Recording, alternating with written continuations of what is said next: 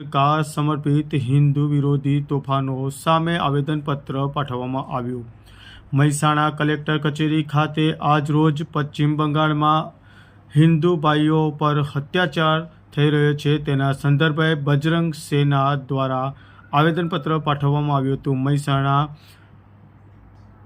સહિત સમગ્ર ગુજરાતની અંદર વકફ કાયદાના વિરોધની આડમાં ચાલતા પશ્ચિમ બંગાળના રાજ્ય સરકારના સમર્પિત હિન્દુ વિરોધી તોફાનોને લઈને આવેદનપત્ર પાઠવવામાં આવ્યું છે, જેવામાં મહેસાણા બજરંગ સેના દ્વારા બજરંગ સેના ગુજરાત અધ્યક્ષ દિનભા હવેલી અને કાર્યકર્તાઓ સાથે મોટી સંખ્યામાં ઉપસ્થિત રહીને હિન્દુ વિરોધી જે કાયદા માટે જે વિરોધ થઈ રહ્યો છે, જે પશ્ચિમ બંગાળમાં જે તોફાન થઈ રહ્યા છે તેના વિરોધમાં આજરોજ મહેસાણા કલેક્ટર કચેરી ખાતે મોટી સંખ્યામાં હિન્દુ સંગઠનો બજરંગ સેના દ્વારા આવેદનપત્ર પાઠવવામાં આવ્યું હતું।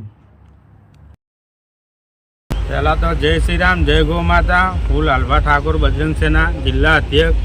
જે આપણા પશ્ચિમ બંગાળની અંદર હિન્દુ ભાઈઓ પર આપણા અત્યાચાર થઈ રહ્યો છે એના માટે ભારત સરકાર એક્શન લે। ભારત સરકાર એક્શન નહીં લે તો અમે ઉગ્ર આંદોલન કરીશું।